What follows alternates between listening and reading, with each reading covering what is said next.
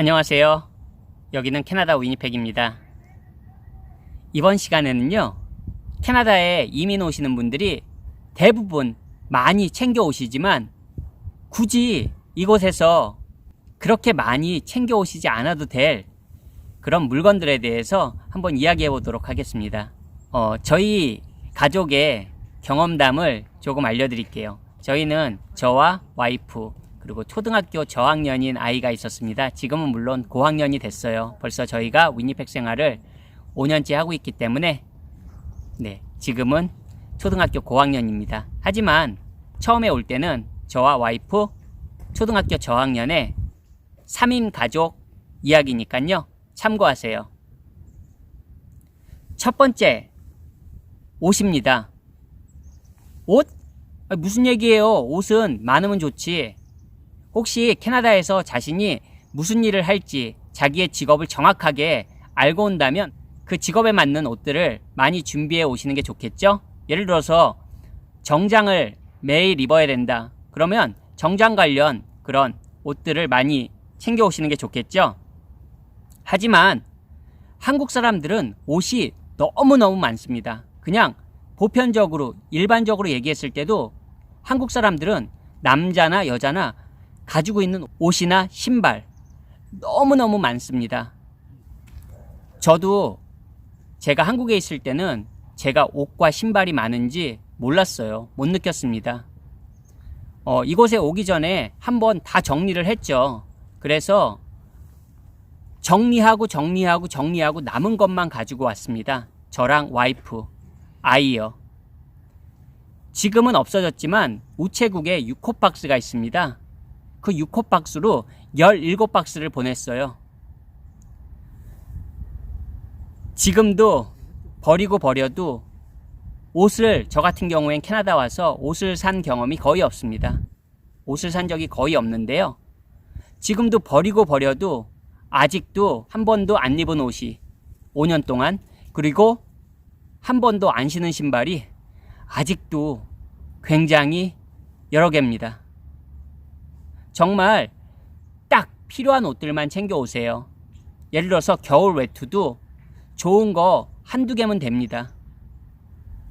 저도 겨울 외투가 도대체 몇 벌인지 모르겠어요. 가을 잠바, 봄 잠바, 자켓. 17박스가 도착했을 때 픽업을 나가는데요. 당시에는 또 처음엔 차도 없었습니다. 한겨울이었고요. 정말 버리고 싶더라고요. 픽업 안 하고 그냥 폐기하고 싶더라고요. 그게 차라리 먹을 거였다면, 음식이었다면 아마 한 박스 한 박스 올 때마다 신이 났을 거예요. 신이 나서 노래를 부르면서 픽업을 갔을 텐데, 이게 옷이라는 거 아니까 그 옷의 중요성이 그렇게 캐나다에서 필요 없다는 걸 단 몇 주 만에 깨달은 다음부터는 정말 의미가 없더라고요. 꼭 명심하세요. 해운 이사 하시는 분들이 아니라면 옷은 정말 적당하게 반드시 계절별로, 직업별로 필요한 옷들만 챙겨 오시면 좋겠습니다. 혹시나 멋을 중요하게 생각하시거나 나는 패션이 아주 중요하다 살면서, 이런 분들도 하나 참고하셔야 될 게 있는데요.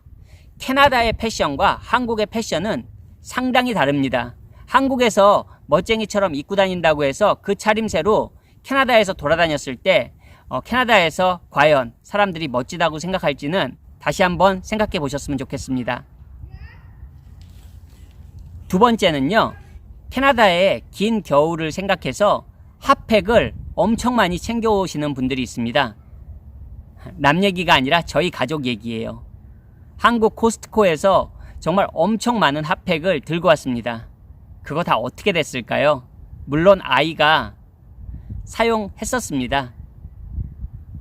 하지만 정말 대부분은 다 휴지통으로 갔습니다.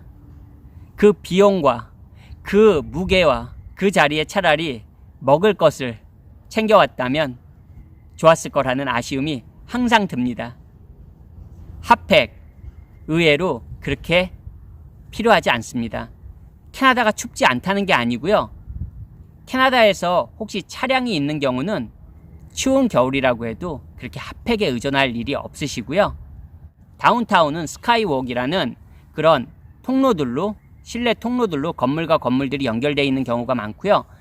캐나다의 대부분의 대학들은 캠퍼스가 지하로 다 터널로 연결되어 있는 경우가 많습니다. 그래서 심지어는 학교 안에서는 겨울에도 티 하나 입고 있어도 되는 경우도 있습니다. 그리고 캐나다의 빌딩들의 경우 실내에 있으면 전혀 춥지 않아요. 그렇기 때문에 핫팩 너무 많이 챙겨 오시지 않으셔도 됩니다. 꼭 기억해 두세요. 세 번째는 어린 자녀가 있으신 분들, 장난감. 아이가 좋아하니까 그래 그것도 넣어. 그래 그것도 아이가 좋아하니까 잘 가지고 노니까 그것도 넣어. 이것도 넣어. 저것도 넣어 하다 보면 아이의 장난감으로 차지하는 비중이 상당합니다. 짐에. 근데 아이의 취향도 계속 바뀝니다. 그리고 나이가 어릴수록 더 빨리 바뀌고요. 여기도 토이자러스라는 대형 완구점이 곳곳에 있습니다.